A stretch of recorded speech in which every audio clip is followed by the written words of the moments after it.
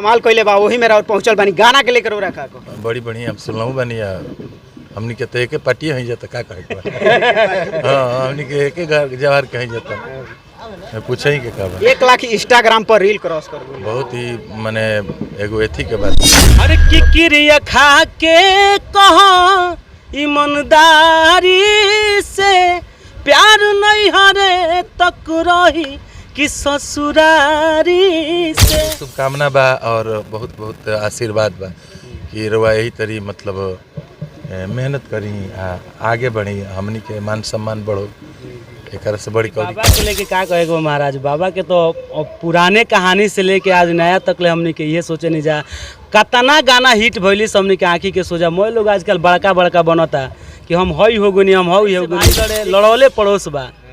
मानही के परी की जवनवे के दोस्त बबे के गाना होते बबे के गाना मोए लोग आजकल देखो तनी कि हमारा गाना ये भाई से भाई लड़े 100 मिलियन हो गया ये गाना बबे गावत रही है ओकर बाद तूफान क्षेत्र में ना बाजत रहे जितना आई कुल विशाल गगन होकर चाहे नीलकमल होकर चाहे बढ़िया बढ़िया कॉलेज होकर केहू ना बाजत रहे जौना दिन से हमने के गाना। नमस्कार प्रणाम दोस्तों, देखिए आज हम पहुँच गए बानी तूफान जी के एगो गाना बहुत ही बवाल मचैले बाटे बिहार हटे पगली और वही में पहुँच गए बानी भोजपुरी गायक अशोक सर हमारे चैनल में बहुत स्वागत बाटे। बहुत बहुत धन्यवाद आप आज सबके। तूफान भैया के गाना एगो बिहार हटे पगली कमाल कइले बा वही मेरा और पहुंचल बानी गाना के लेकर रखा को बड़ी बढ़िया सुनलहूँ बानी हमनी के तो एक पार्टी ही जाता का कहे हाँ हमनी के एक जवार कहीं जाता पूछे ही के का 1 लाख इंस्टाग्राम पर रील क्रॉस कर गई बहुत ही माने एगो एथी के बात भाई उपलब्धि बा बाकी बड़ी लेट पहुंचनी है हमरा याद है ना हम कहत लॉज खोजत नहीं है तब न फोन करिए लास्ट में जौन ये गाना के वीडियो डायरेक्टर बड़े नहीं के गलती है तूफान भैया के लेके का और हमनी के बहुत शुभकामना बा और बहुत बहुत आशीर्वाद बा कि रवा यही तरी मतलब मेहनत करी आगे बढ़ी हमनी के मान सम्मान बढ़ो एक से बड़ी कौरी का हो सकता हाँ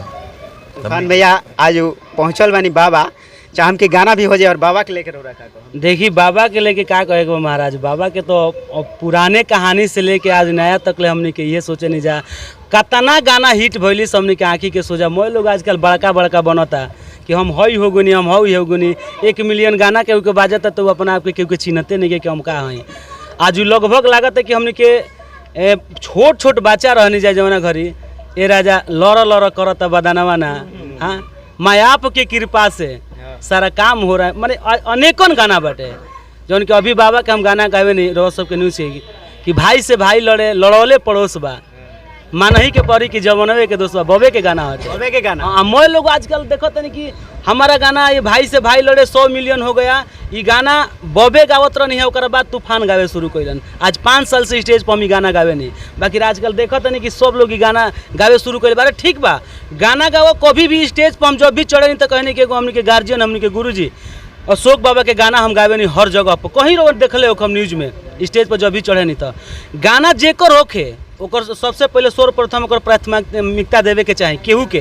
कि बाबा के गाना हटे देखी होखे लगा एक से कि मान ली कि केहू के गाना उठा के गा देने गईला के बाद भी कहते नहीं कि हमार गाना हटे तो सबसे बड़ मूर्खता ये चीज़ बाटे कि वो प्यार से नहीं मिल पाओ तो इंसान के तो हम कबो भी कहे नहीं कि हमनी के गार्जियन आ बक्सर के तो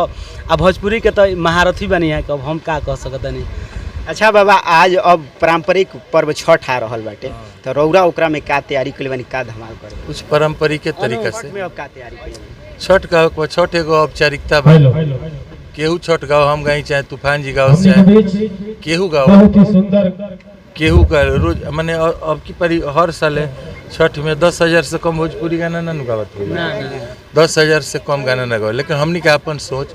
गा ली जा हमनी के अपन बाजार में एगो उपस्थिति दर्ज करते जा कि हमू छठ गौले बनी लेकिन बाजे के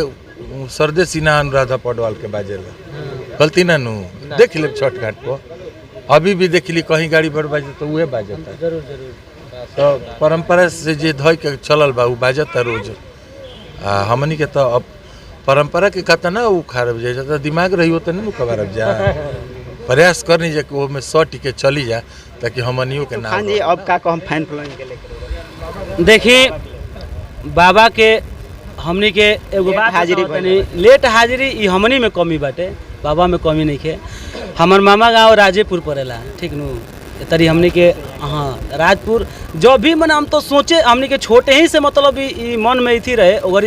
केहू ए क्षेत्र में ना बाजत रहे जितना है कुल विशाल गगन होकर चाहे नीलकमल होकर चाहे बढ़िया बढ़िया कॉलेज होकर केहू ना बाजत रहे। जौना दिन से हमने के गाना सुनता नहीं जा हमें वो गाना के बड़ा फाइल पहले ही से फाइन रहनी है। हर किलोट केला बाल हमारा माल के बाबा ये बीच में कुछ बुझाता कि गड़बड़ाता नहीं कैसे गाना रहे याद बटे रहा गलिया पर लटकेला बाल हमारा माल के बहुत बढ़िया गाना मैंने फगुआ हटे गाना आ उ गाना के लगभग हम कहीं नाच में जात रहनी हनु बहुत मैंने एगो और गाना हटे कि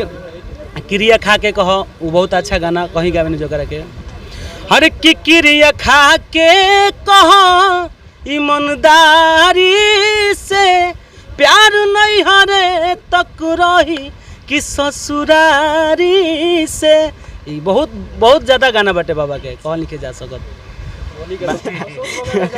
जय जय आज भैया के गाना बिहार हटे पगले इंस्टाग्राम पर 1 लाख रील क्रॉस कैले बाटे और लगातार धमाल मचैले बा बिहार में वही में पहुंचने नया बाबा के वीडियो कैसा लागल अपन कमेंट बॉक्स में जरूर बताएं। जय हिंद। हमने के